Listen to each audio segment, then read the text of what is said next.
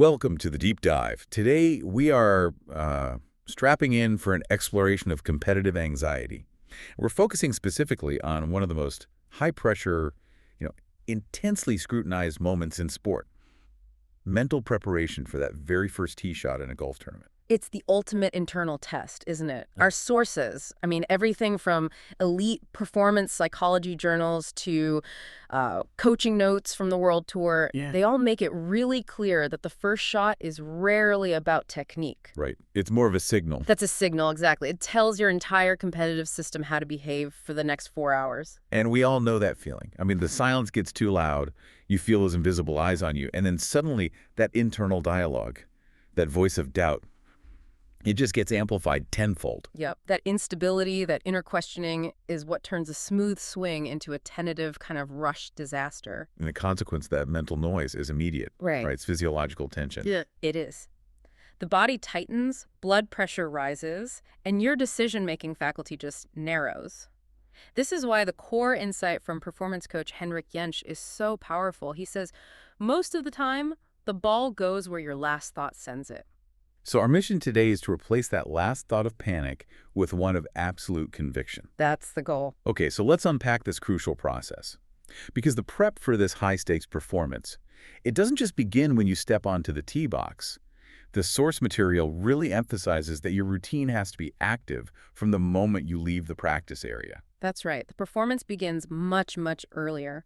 We're starting with what the sources call the 3-step ritual of arrival. It's the walk, the breath, and the mental shift. Let's start with the walk. This is step one, and it sounds like a really powerful psychological tool. It is. It's about walking with purpose. The sources describe this as a kind of nonverbal declaration. You're not rushing, you're not slumping, head up, shoulders back, claiming the space. You are approaching an opportunity, not responding to a summon. And that physical posture reinforces the mental state. It's so important. If you shuffle or you hurry, you're literally signaling nervousness to your own nervous system. By walking deliberately, you control the pace of the external environment, and that control, it translates into internal confidence. It's a foundational act of self-efficacy before you even touch a club. But, controlling the body is only half the battle.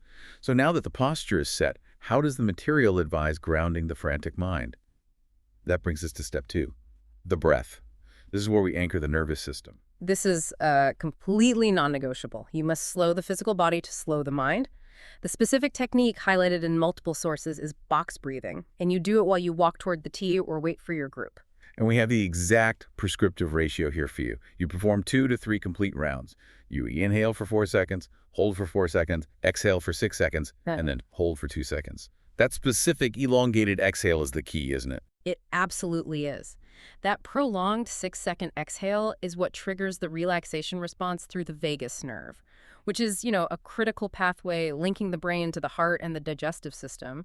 When you slow the exhale below your resting rate, you are effectively dampening the amygdala's fight or flight response. You're physically forcing your body out of panic mode and into the present. I appreciate that depth. Yeah. Knowing the why makes it actionable, not just some mystical thing. Okay, so once the nerves are settled through the walk and the breath, then comes the critical mental shift. Which is step 3, move into play mode. This is a conscious hard break from analyzing mechanics.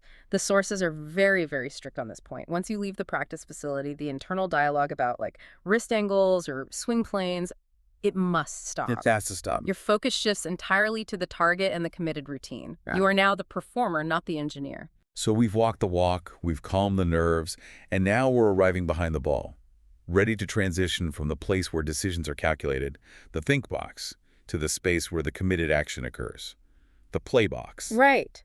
The think box is your control tower. This is where precision and commitment are just non-negotiable. When you arrive behind the ball, the first task is precise targeting. You can't afford ambiguity. Because vague targets produce vague commitment. You can't just aim for the left side of the fairway.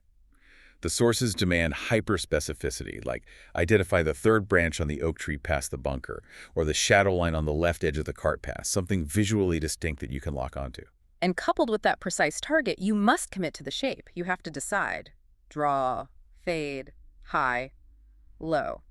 The key word here is commitment. The decision does not have to be perfectly correct, but it must be perfectly committed. Okay, but that sounds incredibly difficult under duress. What happens if I make the decision, say, a soft fade, but then doubt creeps in before I even step up to the ball? That little whisper that says, maybe hit the driver straight instead.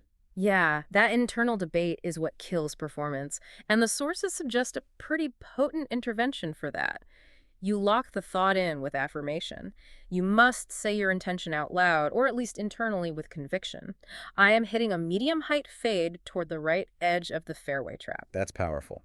That act of speaking, it moves the decision from an abstract thought, which can be easily hijacked by fear, into committed action. It drastically reduces the mental noise by occupying the conscious mind with a specific instruction. Precisely. And once that decision is affirmed, you move immediately to structure the physical routine. We are transitioning from the think box, the control tower, to the play box, the runway. And once you step onto that runway, there are no last-minute changes to the flight plan. So, first step in the physical routine, the rehearsal swing. And the sources insist on one, just one. Why is minimizing the number of practice swings so critical here? Because multiple rehearsal swings signal indecision and they dilute your focus. That single rehearsal has to be focused entirely on the feel of the desired shot. If you committed to a smooth draw, that rehearsal swing must emulate that feeling, the rhythm, the tempo, the sound, and you have to visualize the full ball flight during that motion. You are rehearsing the outcome, not adjusting the mechanics. And that visualization leads directly into alignment. So you step into the ball, but you don't just stare at the target 300 yards away. No, that's way too abstract. The essential technique here is using an intermediate target, a spot, maybe a leaf or a spot of dead grass a few feet in front of the ball, to ensure correct alignment. Your eyes should be continually moving, cycling between the ball, the intermediate target, and the distant committed destination. This keeps your attention fixed on the process and keeps the commitment active. We've reached the final moments before execution, and we come back to the breath for the ultimate anchor. Section 3 details this as the final focus steps. Yeah, this is the last chance to actively release tension. You take a critical final breath, a specific 4 to 6 second exhale, just before you initiate the swing. This is the physiological trigger for maximum relaxation and focused attention. You are releasing every micro-tension point in your arms and shoulders right before the club goes back. And when you finally swing, it must be with absolute commitment. To maintain that quiet mind during the swing, the source suggests deploying a single anchoring keyword. Tell us about the function of that word. It acts as a mental firewall. See, the conscious mind struggles to process multiple pieces of information effectively, especially under pressure. By thinking or whispering a word like smooth, through, or trust, you occupy the analytical capacity of your brain just long enough to prevent the fear circuit, that voice of doubt, from booting up. It allows the rehearsed motion to execute freely. Now, here is the crucial step that separates a robust process from a fragile one.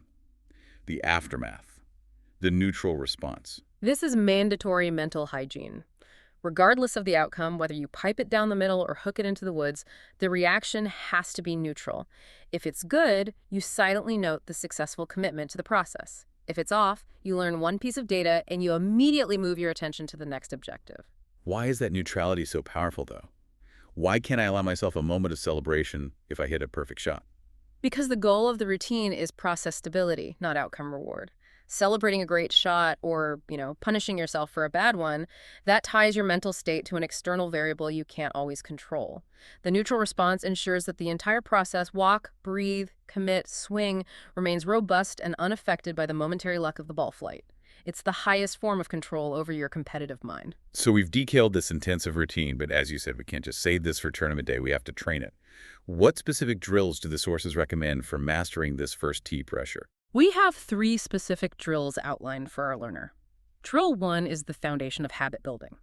Full pre-shot routine reps. You spend 15 minutes on the range with your driver, practicing the entire sequence walk, box breathing, target naming, rehearsal, stepping in behind maybe 5 to 10 balls. And the success metric here isn't the ball flight, which I think is counterintuitive for most golfers. After each shot, you have to rate 2 specific metrics. Your commitment on a scale of 1 to 5, and your response, did you say neutral afterward? Exactly. You're grading your process, not your power. The goal is to build the habit of commitment, aiming for a 4 or 5 on that scale every single time. Then drill 2 is entirely mental. Visualize the first tee. This one is great for self-efficacy. For what, 5 to 7 minutes, you sit quietly, engage in deep box breathing for a minute, and then you run a mental simulation. You imagine the crowd, the smell of the grass, that slight nervousness, the walk, the alignment, and critically, you see the ball flying perfectly down your intended line. You are pre-living success. You affirm to yourself, I'm ready, I've already done this. This rehearsal ensures that when the real moment arrives, the brain recalls the simulation, which reduces the novelty and thus reduces the fear response. And finally, at the panic button, the grounding drill. If you feel that sudden, overwhelming tournament nervousness, this is your immediate reset button. It's quick and it's physical. It takes 2 minutes. You just stand, feel your feet firmly planted on the ground, shoes or barefoot, doesn't matter. Just feel the pressure points. Take 3 slow, deep breaths and mentally affirm, I'm here, I'm grounded. This simple act anchors you physically to the environment and breaks that anxiety spiral. And for those busy learners who can't dedicate the full time, the sources provide an efficient 8-minute LEAT version for practice.